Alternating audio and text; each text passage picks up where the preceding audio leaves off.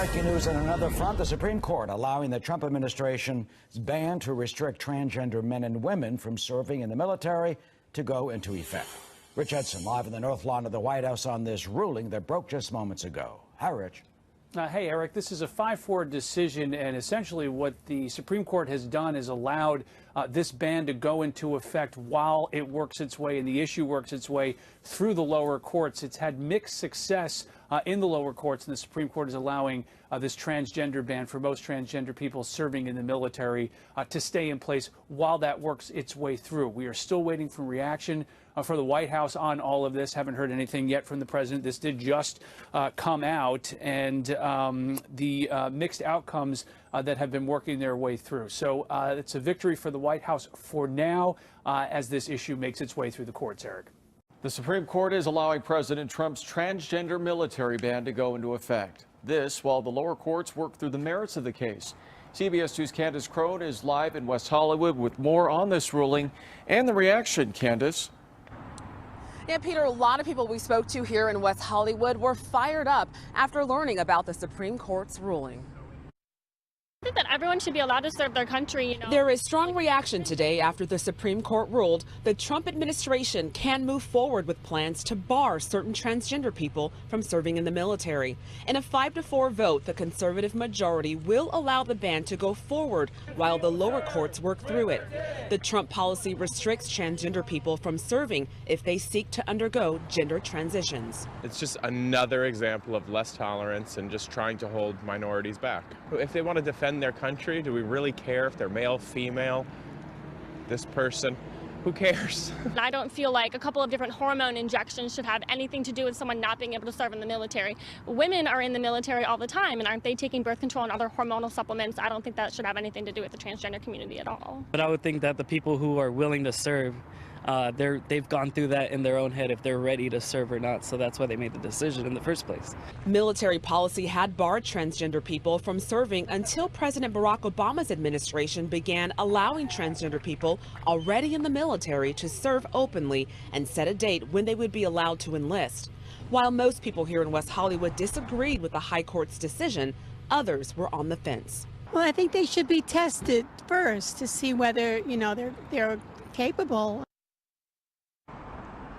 And according to the government, in 2016, there were close to 9,000 service members who identify as transgender.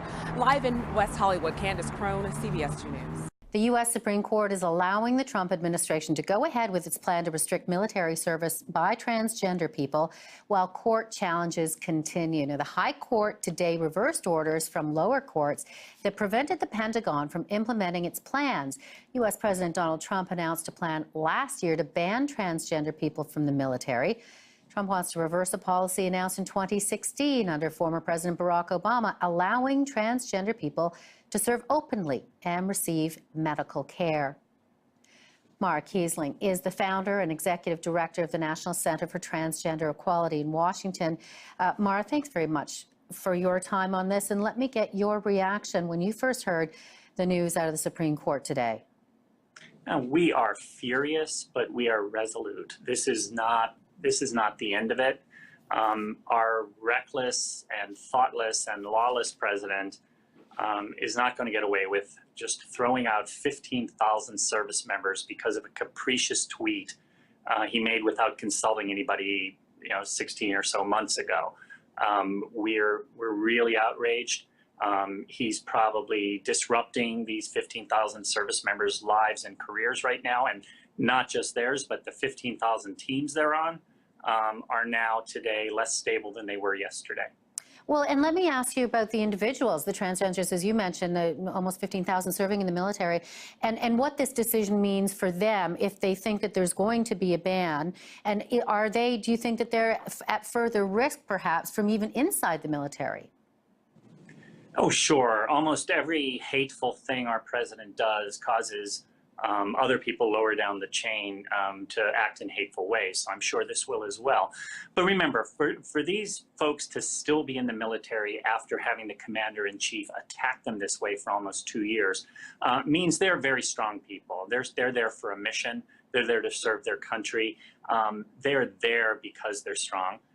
in most cases, and I think they're going to stay strong through this. But they could start losing their jobs, and it's going to be harder to get people in.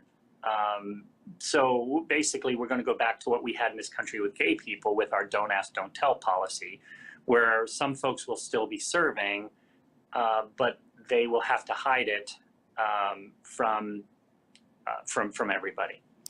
Well, and there's organizations such as yourself, other ones are going to be fighting this, and there's one called the Palm Center, which is out of the United States. You're probably aware of it, an independent research institute, and it's saying, condemning obviously the decision, but saying that the military doesn't have to implement a ban as a result of this. And I'm not sure of the exact legal road ahead, but what can your institution or other institutions do to fight this? Well, we're fighting it in several places. First, we're fighting it in terms of public opinion. The public does not understand why an absolutely incompetent president who can't even keep our federal government open is going to just willy-nilly throw 15,000 people out of the military. That nobody approves of that, except people who really, really don't like trans people.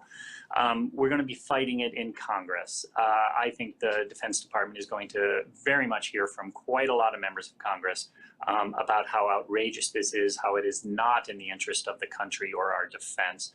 And we're going to be fighting it, continuing to fight it in the courts. There's still one injunction against the ban that is still in effect.